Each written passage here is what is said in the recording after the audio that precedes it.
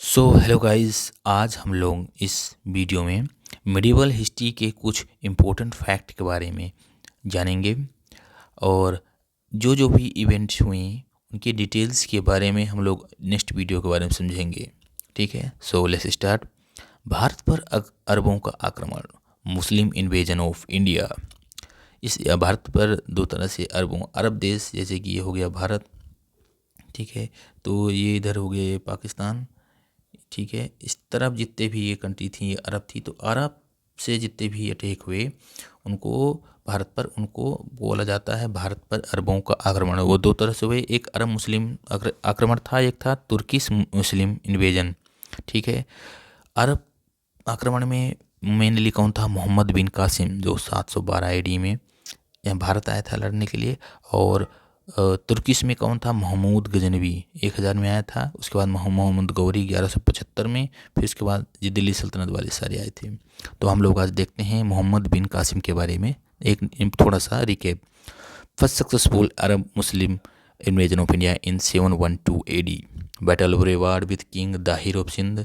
वो आते ही ये सिंध के इलाके में दाहिर जो थे, मतलब कि सिंध के जो राजा थे दाहिर के साथ उसने बैटल ऑफ रेवाड़ किया, जिसके कारण वो वहाँ से काफ़ी धन लूट कर ले गया था। उसका ऑब्जेक्टिव क्या गया था? धन लूटना। ऑब्वियस है कि कोई भी न्यू टेरिटरी रहेगी तो वहाँ प्रोपेगेंडा यही रहता है कि धन लूटना, प्रोपेगेशन ऑफ अपने धर्म का प्रचार करना। इमीडिएट रीजन क्या था? इराक के शासक अल हज्जाज के समुद्री जहाज़ को सिंध के देवल में समुद्री लुटेरों ने लूट लिया था। रीजन इसका क्या था कि अल हज्जाज जो थे इराकी शासक, उनके समुद्री जहाज को सिंध के देवल में समुद्री लुटेरों ने लूटा था। तो इसका बदला लेने के कारण कि देवल के ही एरिया में क्यों लूटा गया, ये इमीडिएट रीजन था।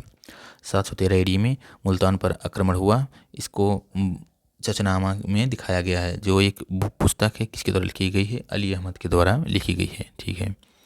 Effect of Arabic invasion of India. इस्लाम का उदय हुआ भारत में, ऊँट पालना हम लोगों ने सीखा उन्हीं से।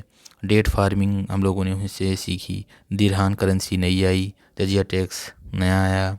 नॉलेज, इंडिया का जो नॉलेज था उसको क्या किया गया, वहाँ अपने लैंग्वेज में फ़ारसी में ट्रांसलेट करके अरब पहुँचाया गया। फिर अरब से अबेलार्ड के द्वारा यूरोप पहुँचाया गया।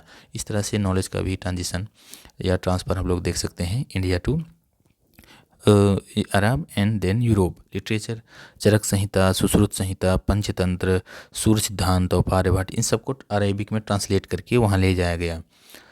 अज फाजरी ने ब्रह्म सिद्धांत एवं खंडन खाद का अरबी में अनुवाद किया। ठीक है, तो ये कुछ इम्पोर्टेंट था। नेक्स्ट वीडियो में हम लोग देखते हैं फिर महमूद गजनवी और कुछ की इम्पोर्टेंट जो रेड्स थी और क्या क्या इसने भारत में किया था। ये आप देखेंगे कि बस एक फैक्चुअल डाटा बस है, बाकी डिटेल में जितने भी इवेंट्स हुई वो क्यों आया, क्या रीज़न था कि अरबों को यहाँ भारत में आना पड़ा, तो उसके बारे में हम लोग एक नेक्स्ट वीडियो में डिटेल में देखेंगे। So thank you guys.